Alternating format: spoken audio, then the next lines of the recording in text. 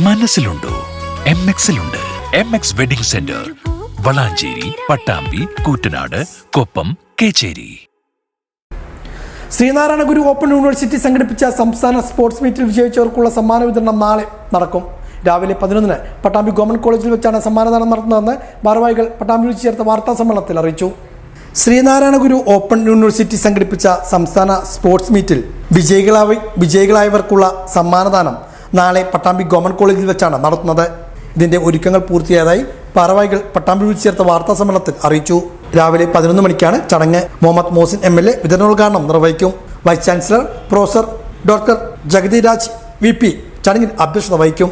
Olympian Lijo David Thottan മുഖ്യാതിഥിയായി പങ്കെടുക്കും. മറ്റു പ്രമുഖ വ്യക്തികളും ചടങ്ങിൽ പങ്കെടുക്കുമെന്നും കോളേജ് അധികൃതർ അറിയിച്ചു. ഫെബ്രുവരി 10 മുതൽ 25 വരെ 3 ഘട്ടങ്ങളിലായാണ് സ്പോർട്സ് മീറ്റ് സംഘടിപ്പിച്ചത്.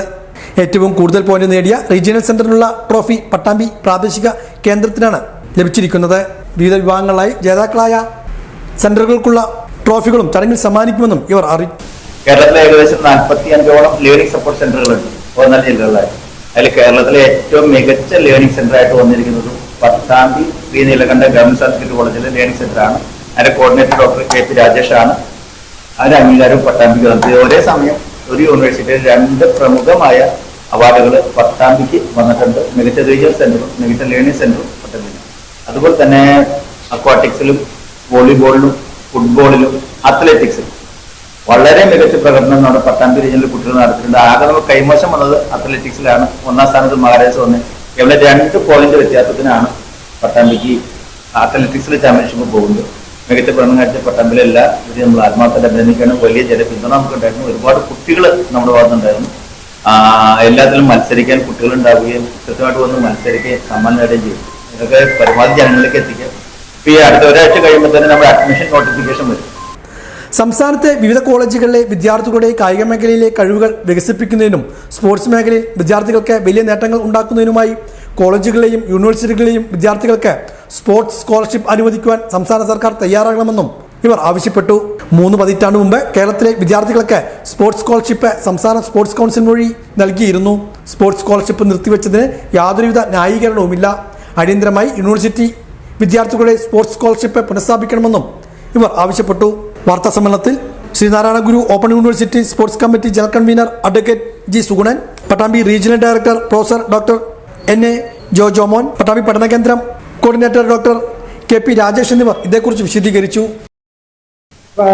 ഏറ്റവും നല്ല റീജിയണൽ സെന്റർ യൂണിവേഴ്സിറ്റി 5 മേഖലയായിട്ടാണ് യൂണിവേഴ്സിറ്റിയെ വിഭജിച്ചിരിക്കുന്നത്. ഈ ശ്രീനാരായണ ഓപ്പൺ യൂണിവേഴ്സിറ്റി 5. അതിൽ ഏറ്റവും കൂടുതൽ പെർഫോമൻസ് പുലർത്തി ഏറ്റവും കൂടുതൽ പോയിന്റ് നേടിയത് പട്ടാമ്പി റീജിയണൽ സെന്ററാണ്. അതിന് എവർ റോളിംഗ് ട്രോഫി നൽകുന്നതിന് വേണ്ടി തീരുമാനിച്ചിട്ടുണ്ട്. അത് നമ്മുടെ ഇവിടുത്തെ MLA ആയിട്ടുള്ള ശ്രീ മുഹമ്മദ് മോഹിസീനാണ് കൊടുക്കുന്നത്. Vice chancellor doctor Jagathi Raj യോഗത്തിൽ അധ്യക്ഷം വഹിക്കും. അദ്ദേഹം ഇതിൽ പങ്കെടുക്കുന്ന ഒളിമ്പ്യൻ ശ്രീ ലിജോ ഡേവിഡ് തോട്ടൻ പങ്കെടുക്കുന്നുണ്ട്. സിൻഡിക്കേറ്റ് അംഗങ്ങളായ G Sugunan, VP Prasanth, Reni Sebastian, registrar doctor Abhilash Babu, Pattambi SNGS college principal doctor Reshmi AR, നമ്മുടെ regional director professor doctor Jomon NA തുടങ്ങിയവർ ഈ ചടങ്ങിൽ സംസാരിക്കും.